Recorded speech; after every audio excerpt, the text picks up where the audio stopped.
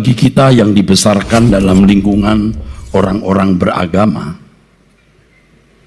kita sudah terbiasa meyakini bahwa Allah itu ada. Sehingga bagi kita meyakini bahwa Allah itu ada bukan sesuatu yang sulit. Berbeda dengan masyarakat yang tidak meyakini adanya Tuhan, khususnya masyarakat modern di barat. Betapa sulit meyakini bahwa Allah itu ada.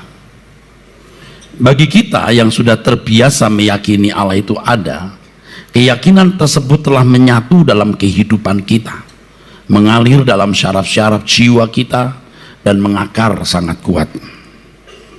Sehingga orang-orang seperti kita ini sulit menyangkali keberadaan Allah, sulit menyangkali keberadaan Allah, sulit tidak percaya bahwa Allah tidak ada. Kita yakin Allah itu ada. Tetapi ironisnya, saudaraku, kalau jujur, betapa mudahnya kita melakukan hal-hal yang tidak berkenan di hadapan Tuhan. Betapa mudahnya kita melakukan tindakan-tindakan yang nyata-nyata itu akan melukai hati Tuhan.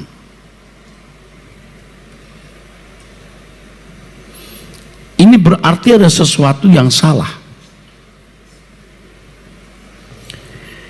Keyakinan bahwa Allah itu ada, bahkan sampai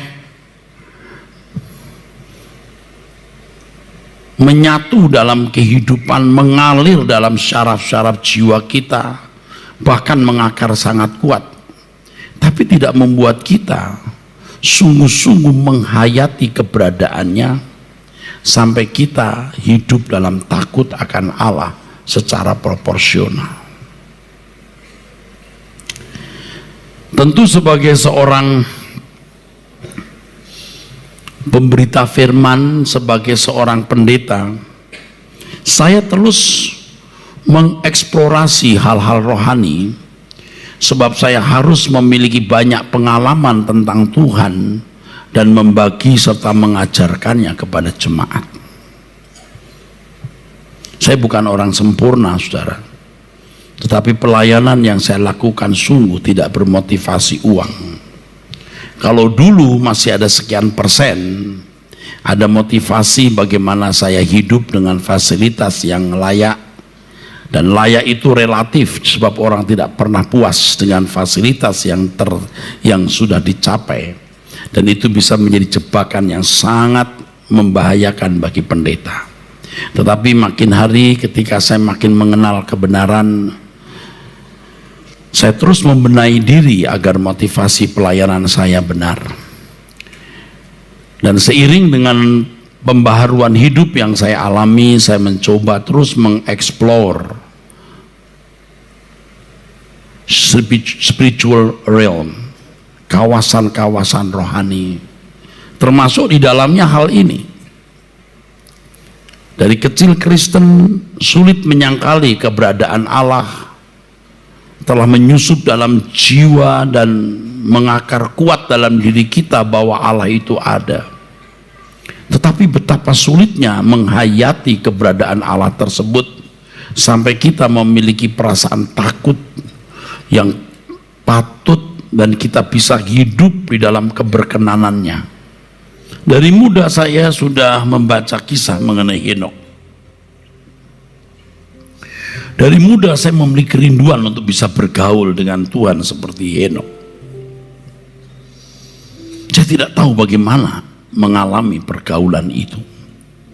Saya memiliki waktu benar-benar berjam-jam tiap hari untuk berdoa. 1 jam pagi, 1 jam setengah siang, bisa 1 jam malam sebelum tidur. Dan cukup ketat, cukup disiplin, saudara.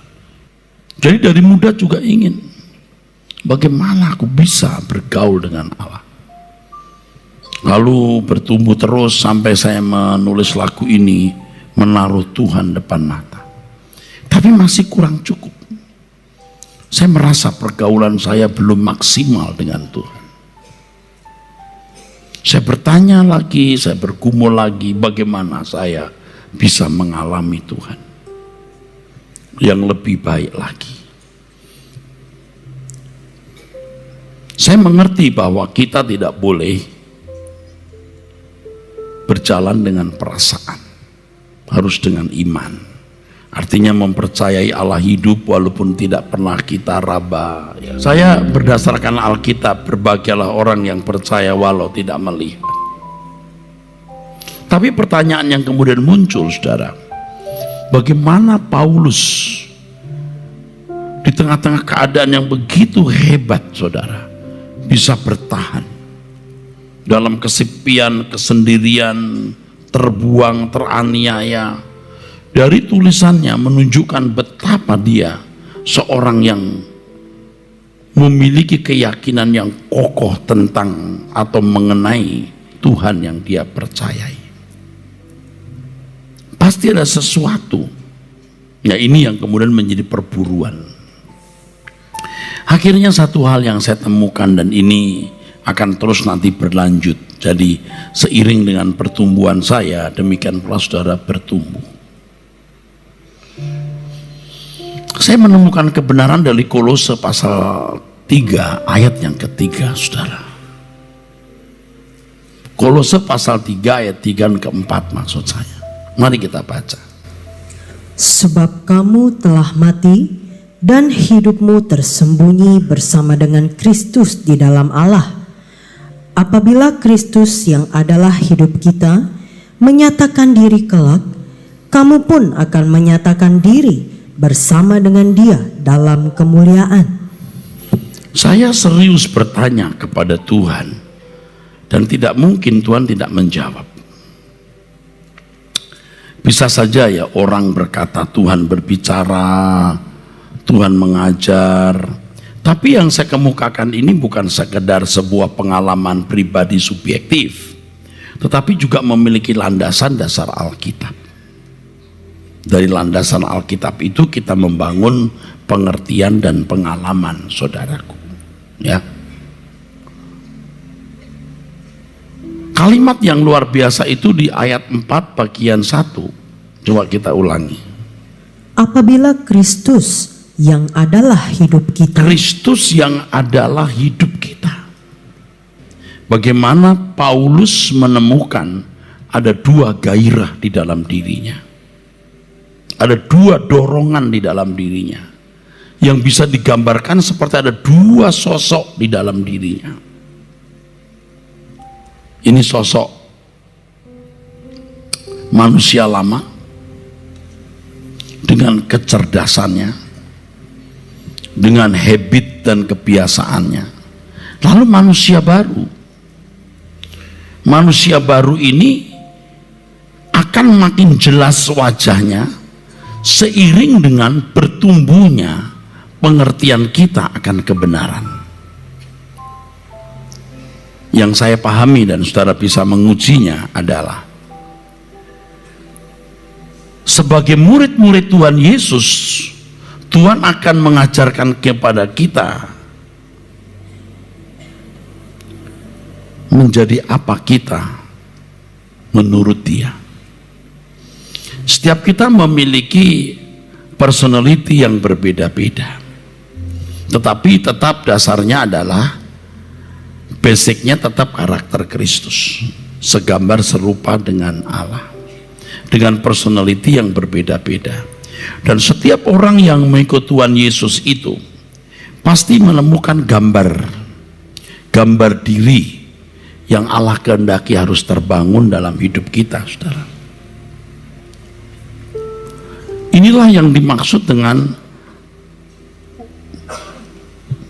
manusia baru, ya, manusia baru. Nah, kita semakin melihat dua manusia ini, saudara. Menarik sekali, saudara. Kalau dulu kan kita tuh punya satu manusia, kedagingan lah. Manusia rohani kita itu lumpuh, lemah, ya, sakit atau mati bahkan. Tapi kalau firman Tuhan kita asup secara cukup, kita mengerti yang ideal itu manusia seperti ini. Kita bisa mengerti kehendak Allah, apa yang baik, yang berkenan dan yang sempurna, ya mesti seperti ini. Kemudian kita mulai melangkah, saudara, mulai melangkah. Harus memilih yang ini.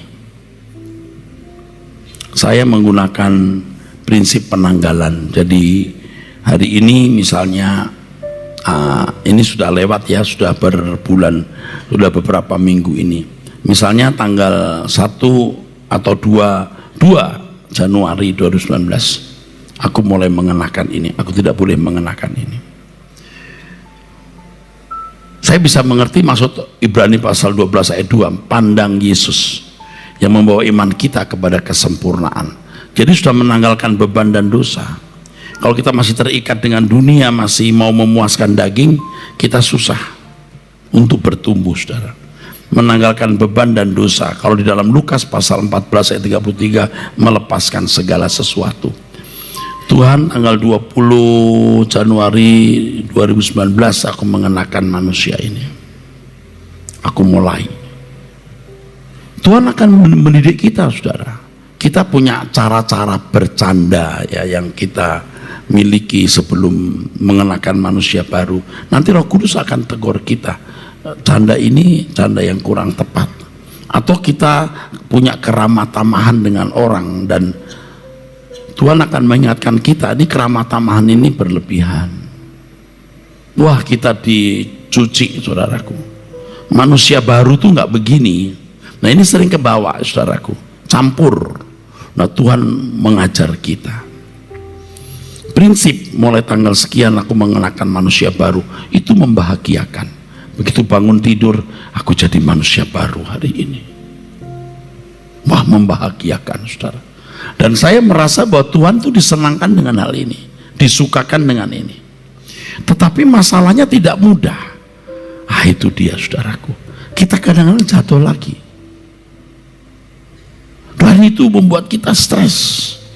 Aduh, saya bikin tanggal baru. Udah Tuhan, ini mulai tanggal 7 Januari. Ya udah, 7 Januari.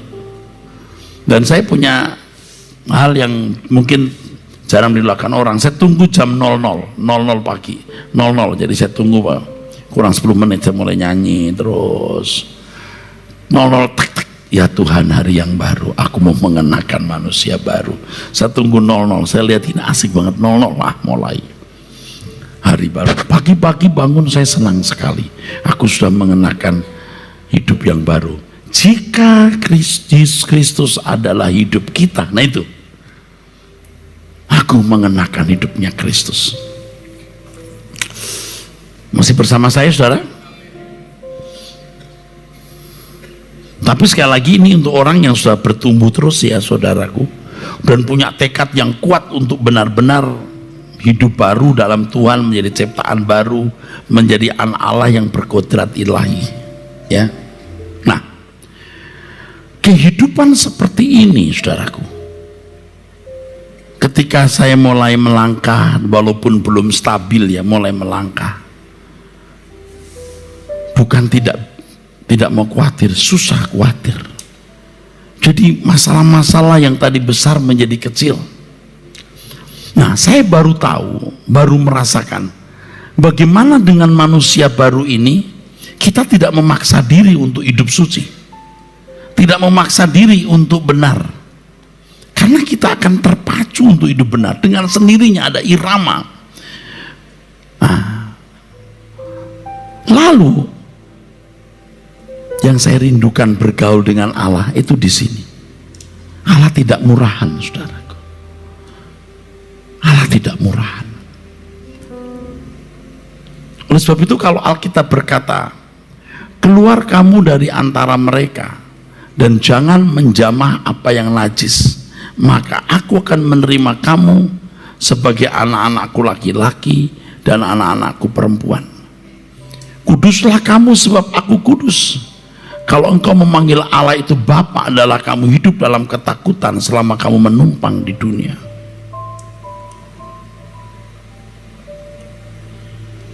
Bapa yang maha agung dan maha mulia harus kita imbangi dengan kesediaan kita melepaskan segala sesuatu, bahkan melepaskan diri kita sendiri untuk bisa mengenakan kehidupan Yesus, hidup yang baru itu. baru kita bisa bersekutu dengan Bapa. Jadi dari muda saya mengucapkan hidup dalam persekutuan dengan Bapa, hidup dalam persekutuan dengan Bapa, selalu di hadirat-Mu. Saya merasa ada yang salah. Saya rindu bergaul dengan Tuhan, tapi kok rasanya belum memuaskan. Ku taruh Tuhan di depanku, tapi masih ada yang kurang. Walau tak pernah kulihat wajah-Mu, tapi bagaimana bisa nyambung dengan Tuhan ini? Sampai kemudian Tuhan mengajarkan saya hal ini. Tadi sudah saya katakan, saudara boleh mengujinya, Anda boleh mengujinya, ya. Harus berani meninggalkan segala sesuatu.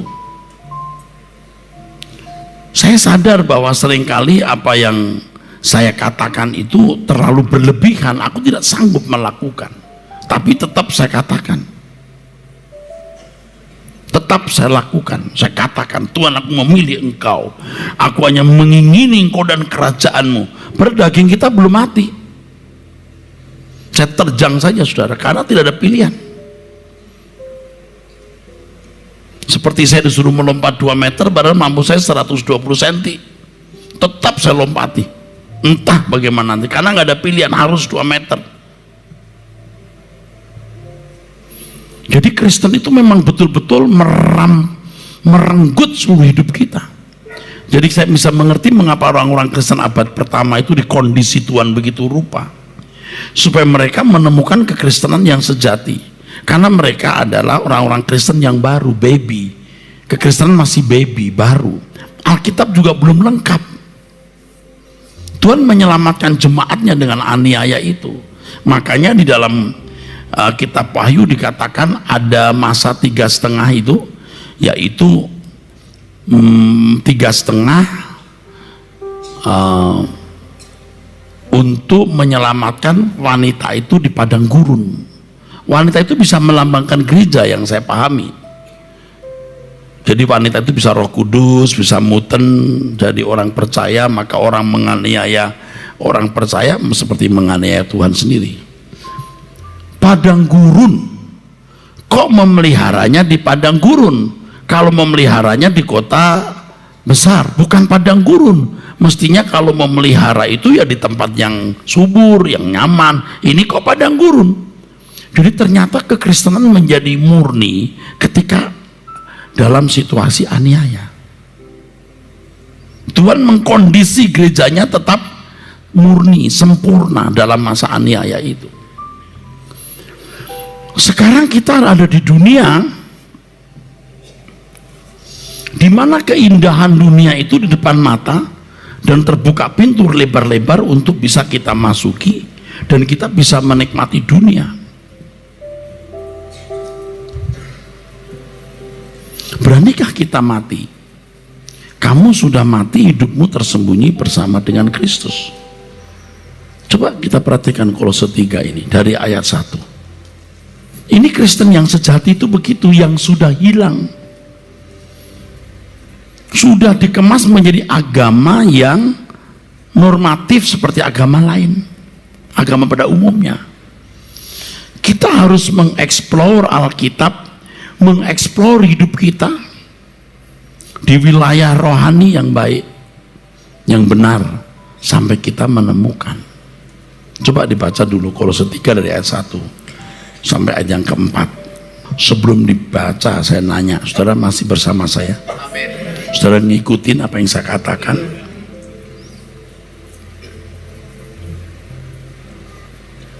Yang saya katakan ini benar. Saudara harus mengalami, kalau tidak saya dikira omong kosong, subjektif. Ya, banyak pendeta berkata Tuhan mengajar saya lihat surga. Tetapi yang saya katakan ini memiliki landasan, saudara. Saudara, landasan ini seandainya tidak ada kesaksian hidup saya tadi, Alkitab ini sudah cukup menjadi landasan. Dan itu sangat objektif berdasarkan kebenaran Alkitab, saudara. Coba dibaca. Karena itu, kalau kamu dibangkitkan bersama dengan Kristus, Carilah perkara yang di atas, di mana Kristus ada, duduk di sebelah kanan Allah. Terus? Pikirkanlah perkara yang di atas, bukan yang di bumi. Itu kan sama dengan pernyataan Tuhan Yesus. Kumpulkan harta di surga, bukan di bumi. Kristen itu begitu, saudara, yang sangat tidak laku untuk dunia kita hari ini. Sangat tidak laku. Sebab interest orang sudah berbeda. Nah, kita mengerti kebenaran ini, kita tidak mau menyangkal.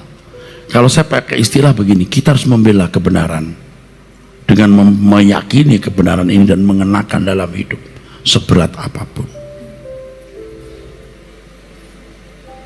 Dan tentu mengajarkannya sekaligus kita menjebak diri kita dengan kebenaran itu. Kan dengan bicara begini orang lihat hidup kita, saudara. Kalau saya berkutat pada berkat jasmani, kesembuhan, mujizat, Anda tidak perlu menuntut saya punya moral bagaimana. Tetap dituntut punya moral baik. Tapi kalau sampai tingkat begini, wah itu tidak bisa dihindari lagi. Tapi saya ingatkan hidup kita itu singkat, saudara. Ayo ya, ini bukan masalah saudara punya rumah di mana, mobil apa, bajunya bagaimana. Ini soal batin, saudara. Saudara akan sangat berbahagia bisa mendengar kebenaran ini sebagai persiapan untuk kekekalan. Ya, teruskan. Sebab kamu telah mati dan hidupmu tersembunyi bersama dengan Kristus di dalam Allah. Ini untuk jemaat Kolose yang memang di kondisi mati. Nah, kita nggak di kondisi mati kan, dunia terbuka. Nah, kita yang harus berani mematikan diri kita. Kalau Tuhan memakai pedang Kaisar Roma untuk menyembelih orang Kristen, kita pakai pedang firman. Pedang firman, bukan pedang fisik. Jadi kita mengkondisi diri kita dengan firman kebenaran sebagai standar hidup kita. Bisa, saudara.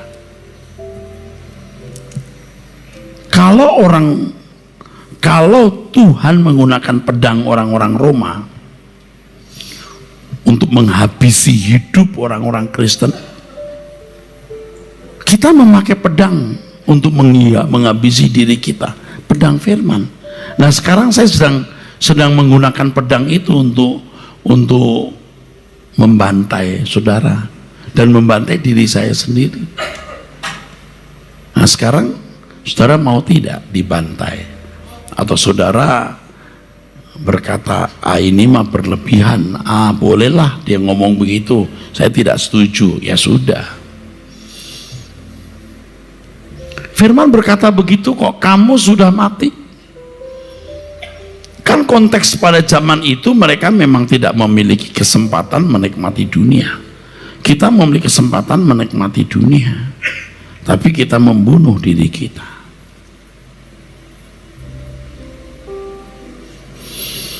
Jadi tidak heran kalau orang tinggal di satu negara atau wilayah yang semua sudah nyaman, aman, makmur. Butuh apa lagi?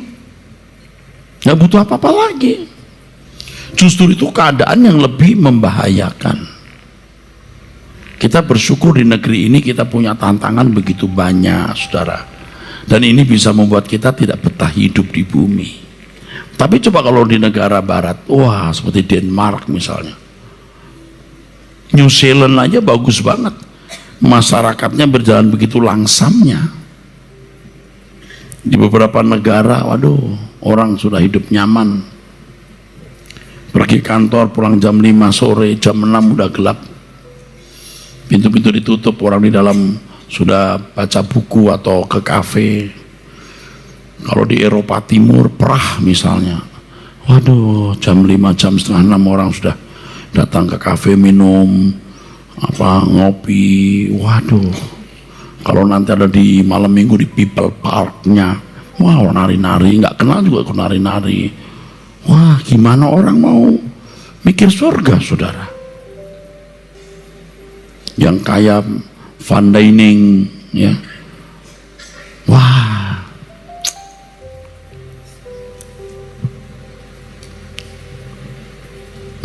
Karena saya pernah ada di negeri itu, saya menikmati juga. Saya bisa merasakan nyamannya hidup itu. Sore-sore sudah pulang, terus malah pakai pakaian rapi, terus di satu kafe gitu, pakai baju rapi, ngeteh minum. Waduh. Kalau pulang ke negeri ini, waduh, beda bener ya. Tapi di sini kita bisa malah memikirkan langit baru, bumi baru. Dunia ini tidak nyaman, tidak apa-apa. Langit baru, bumi baru, saudara. Amin. Iya. Saya bukan mengajak Anda itu berpikir pesimis, yang memang harus menghadapi dunia pesimis, tapi kita optimis untuk langit baru, bumi baru.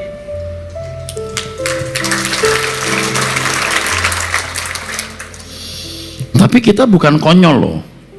Anak-anak muda harus bekerja keras, harus giat berkarir, sukses dalam bidang-bidangnya, karena disitulah kita mengabdi kepada Tuhan yang kita lanjutkan di langit baru, bumi baru. Saya hulu balangnya Tuhan Yesus. Saya harus membela pekerjaannya dengan cara apa? Saya berubah dulu, baru saya mengajak orang untuk ikut berubah seperti saya berubah. Bukan sekedar menjadi orang Kristen, berubah mengenakan kodrat ilahi. Ayat 3 dibaca. Sebab kamu telah mati, Ya. dan hidupmu tersembunyi bersama dengan Kristus di dalam Allah. Iya, hidup kita tersembunyi ya bersama dengan Kristus di dalam Allah. Itu loh yang dimaksud hidupku bukan aku lagi. Nanti di Efesus kita akan membaca menanggalkan manusia lama, ditanggalkan, kenakan manusia baru. Ini bukan sekedar sebuah dorongan psikologi ya. Tentu harus dengan kesadaran berdasarkan kebenaran-kebenaran yang kita pahami. Kalau tidak ada landasan firman, hanya dorongan secara psikologi, bahwa kamu sudah mati, hidupmu tersembunyi bersama dengan Kristus dalam Allah, yakin kamu sudah hidup baru, yakin kamu sudah jadi ciptaan baru, nggak akan bisa. Saudara ngerti maksud saya? Dulu juga ada orang-orang Kristen begitu, jatuh juga nanti, karena seperti apa ya, seperti boneka atau manusia tidak bertulang, ambruk, seperti rumah nggak ada fondasi dan tulang yang membuat kokoh bangunan itu. Nah, firman ini loh yang membuat saudara kokoh.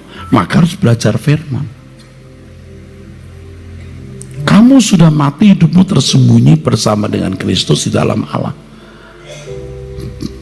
Tuhan itu mulia, Tuhan itu agung, mahal, tidak bisa diimbangi dengan hidup setengah-setengah, masih cinta dunia tapi juga berdoa. Kalau Tuhan masih membiarkan itu, karena Tuhan sabar. Ya udah, kamu bisanya segitu, mari. Saya mengerti bagaimana Tuhan sabar menghadapi kita. Aduh, tapi sekarang kita kan mesti berubah, saudaraku. Anda ngerti saya ngomong apa ya? Kita itu masih badung gitu, tapi Tuhan tuh sabar sampai sini begini nih, sampai bisa begini. Itu karena Tuhan sabar. Kartu kuningnya banyak. Kalau kita salah prit kartu kuning, 2 prit kartu, wah bisa mati kita langsung kartu merah. Kartu kuningnya banyak, tapi setiap kartu kuning selalu ada disiplin. Nah, ini kita mesti menghindarinya, saudara. Janganlah melukai Tuhan, saudaraku. Ayat yang keempat. Apabila Kristus yang adalah hidup kita menyatakan diri kelak, kamu pun akan menyatakan diri bersama dengan Dia dalam kemuliaan. Tidak mungkin hari ini kita tidak bergaul secara harmoni dengan Dia. Tuhan datang kita dimuliakan. Nggak mungkin. Siapa kamu kok mau dimuliakan bersama dengan Dia? Nggak mungkin. Sekarang kita harus berani menderita bersama Tuhan. Hidup kita tersembunyi bersama dengan Kristus. Artinya manusia lama kita tanggalkan, kita mengenakan manusia baru. Tuhan yang Maha Kudus harus diimbangi dengan ini. Anda tahu nggak? Ini subjektif ya, tapi pengalaman ini mesti saya bagi ya. Kan kadang-kadang saya frustasi juga saudara menghadapi hidup. Mungkin orang-orang dekat saya bisa melihat waktu saya seperti ayam kena flu burung. Kenapa ya gitu? Kok begitu ya Pak Eras, kok kayak susah suntuk gitu. Nah, saat-saat tertentu benar-benar nih saudara, bukan main-main, benar-benar. Aduh, rasanya mau mati deh. Aku nyari apa hidup ini? Aduh, mau nyari apa sih gitu loh.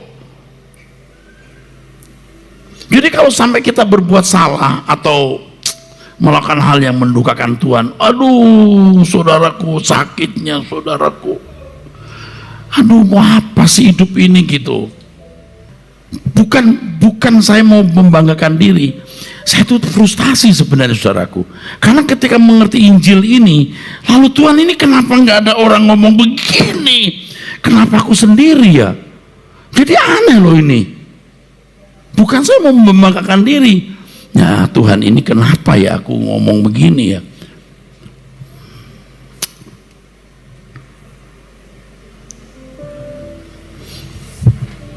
Tapi kebenaran itu begini, seperti saya berkhotbah hari ini saudaraku, kalau kamu belum mengalami kodrat ilahi, tidak makin seperti Yesus, kamu belum bisa dikatakan lahir baru.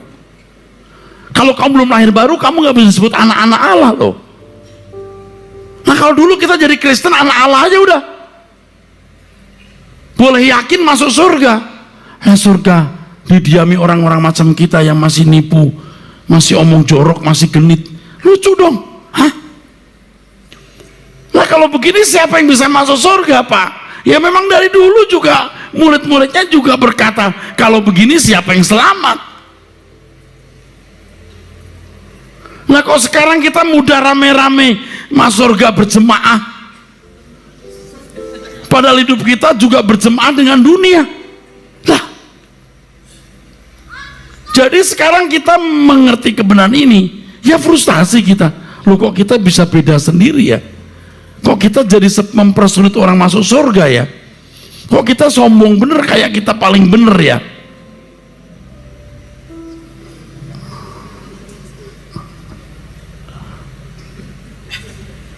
Mungkin di antara saudara yang hadir juga ada yang berpikir begitu loh, mungkin. Ini kok kayak paling bener nih pendeta, sombong banget. Ya enggak, saya enggak mengatakan saya paling benar, tapi yang saya sampaikan ini benar-benar benar menurut yang saya pahami. Amin.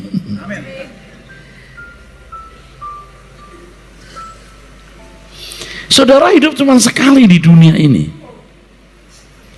Saya mau mengatakan bahwa sudah hampir tidak kita temukan Injil yang benar, karena saya termasuk korbannya loh. Apa yang saya warisi dari pendahulu saya ternyata menurut yang saya pahami ini nggak benar, kurang tepat gitu kalau pakai bahasa sopannya, meleset.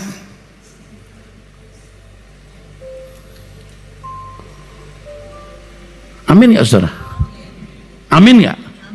Ini bukan karena saya sakit jiwa lalu khotbah hal-hal yang sengaja dibikin kontroversi karena kurang kerjaan. Enggak saudaraku, ini kebenaran tuh begini. Ini juga menuntut saya untuk mati-matian berubah. Jadi komplikasinya tuh begitu, jadi complicated.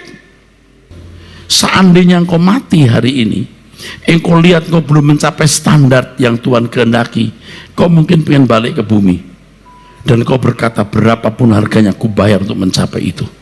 Sampai saya bilang, taruhan sama gua loh, bakal nyesel kalau kamu nggak sungguh-sungguh. Nah sekarang kita belum mati, jangan waktu kita habis untuk nonton-nonton. Bukan nggak boleh, saya juga suka nonton. Sebenarnya ada film-film bagus yang saya juga nonton, tapi saya sudah tahu ini nggak bagus, langsung saya buang. Saya seneng dunia akting itu dari muda, saya senang. Jangan habis untuk nonton-nonton, jalan-jalan, ya nggak jelas. Kalau kongko-kongko ngobrol lah dengan orang yang saling membangun iman. Apalagi kalau saudara ya ingat nih, pria-pria dekat dengan wanita-wanita yang bisa menjatuhkan kamu, dan wanita-wanita dekat dengan pria-pria yang bisa merusak hidupmu. Jauhi canda-canda yang tidak perlu, yang jorok-jorok apa, jauhi. Kalau depan komputer, jauhi nonton yang tidak patut. Kalau saudara yang mengenakan manusia baru, itu dengan sendirinya nggak bisa. Bukan nggak mau, nggak bisa. Tapi kalau kita udah pakai manusia lama kita, masih ada godaan mau. Waduh. Aduh.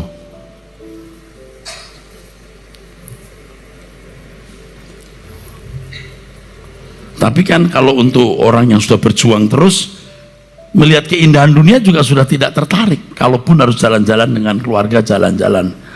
Kalau mau jujur, aduh, saya sudah pernah ke Eropa, ke Amerika, ke Australia, ke Cina. Begitu aja.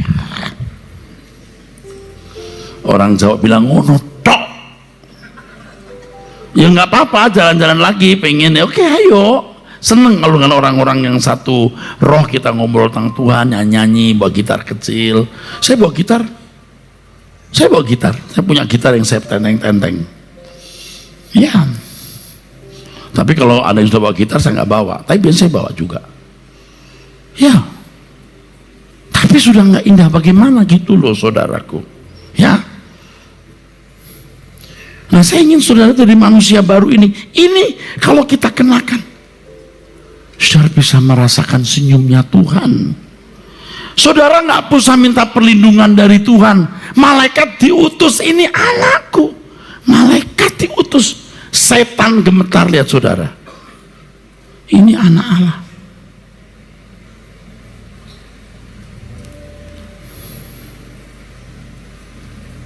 Di situ baru bisa sebuah jalinan hubungan yang harmoni dengan Tuhan. Yang saya bilang, ku taruh Tuhan, kok masih kurang ya? Walau tak pernah kulihat wajahmu, kok masih ada yang nggak nyambung sampai di sini. Tuhan, jangan kamu kasih harga murah, Ras. Iya, Maha Agung, Maha Mulia, Ras. Kamu kasih remah-remah, jangan ngomong, jangan harap bisa temui dia. Tapi ketika kita mengenakan manusia baru, kita merasakan penyertaan Tuhan. Aku layak bersama dengan dia. Nah, masalahnya waktu kita berdoa, kita sungguh-sungguh hidup suci, kayaknya kita pakai manusia baru. Begitu kita keluar, kita pakai baju kita yang lain. Ngerti maksud saya? Jadi waktu kita berdoa, aku mau hidup suci Tuhan, udah nggak kepikir tuh mau bikin salah, mau sombong, mau apa, dibawa terus. Nah, ini masalahnya. Nah, kestabilan ini loh saudara, itu indah. Nanti lama-lama kita terbiasa saudara. Ngerti nggak? Nah, ada yang gini, oh boy. Ngerti ya saudara? Lakukan saudara. Ibu-ibu, wanita-wanita muda, engkau jadi cantik. Ada inner beauty yang mengalir keluar. Sama, saya kira orang dekat saya kan tahu, waktu saya lagi suntuk itu, gelap gitu. Tapi waktu bener kinclong gitu, pesonanya itu ada inner man kita tuh keluar indah. Nyanyinya enak, berdoanya enak, gitu loh. Nggak usah sampai enggak terbang tinggi. Amin. Lalu benar-benar itu bukan karena kita bermaksud tidak takut mati, nggak bisa takut. Ya udah aku pulang Bapak. Ini nggak bisa dibahasakan saudara. Tapi saya kan juru bicara Tuhan Yesus. Saya beritahu saudara, lakukan. Nggak ada maksud apa-apa, lakukan.